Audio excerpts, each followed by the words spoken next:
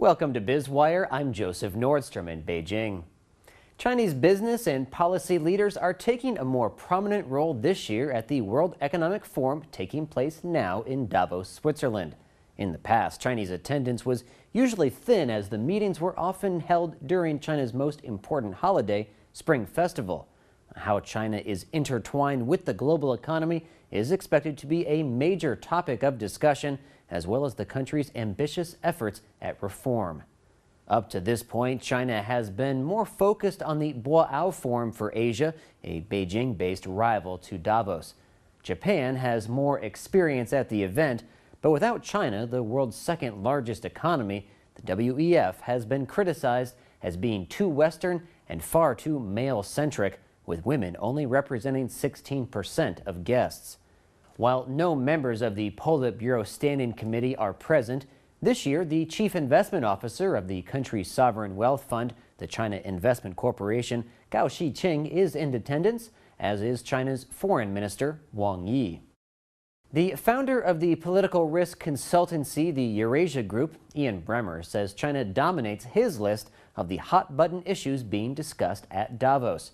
Bremmer says that the Chinese political leadership under President Xi Jinping is more engaged in substantial reform than has been seen in 20 years. Bremmer says Chinese leaders are targeting corruption, financial sector reform, a free trade zone in Shanghai, and making state-owned enterprises more transparent and market-oriented. Bremmer says many of these reforms will be difficult and painful because they will create some losers. He gives the example that cleaning up China's massive shadow banking system will cut off a lot of credit, which has been relied upon for expansion in the past. Bremmer says Xi Jinping has consolidated power because the president understands that his task is not easy and that his actions will create a backlash. For Western companies, Bremmer is optimistic about their opportunities in China.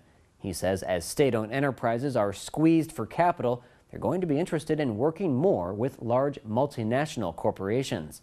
At the same time, Bremmer says he doesn't think there will be any improvements in intellectual property or a reduction in cyber theft from China. Also getting a lot of attention in Davos are the tensions between Japan and China. How Japan is trying to reverse its economic stagnation is also expected to be one of the biggest themes of the conference. Japan's Prime Minister Shinzo Abe made the trip to Switzerland for the event. Abe called for military restraint in Asia and for more transparency in military budgets. Chinese academic Wu Xinbo said trust between the two countries was very low, chiefly because of Mr. Abe's visit to the Yasukuni shrine, which has fanned public hostility in China. Wu said political relations between the two countries will remain very cool, even frozen for the remaining years of the Abe government in Japan. Now, the theme for this year's conference is the reshaping of the world, consequences for society, politics, and business. As events in China now influence what happens around the globe, the country is a focal point of talks. Most participants are optimistic now that the U.S. recovery is speeding up and the worst of the European debt crisis seems to be over. In fact, there is more concern this year regarding emerging markets, which for the previous few years had driven global growth. Participants say this is where reforms in China will be key. If China can reduce its reliance on credit-fueled investment and onto a more sustainable path, the better off the global economy will be. While China is a latecomer to Davos, it now owns the spotlight as everyone is watching how it will act on the international stage. You're watching Biz Wire on the Blue Ocean Network, China's first and only privately owned English-language broadcast media. Our full episode can be seen on our website, BONTV/biz-wire. In just a moment, we'll continue with more insight into the big picture of China's economy.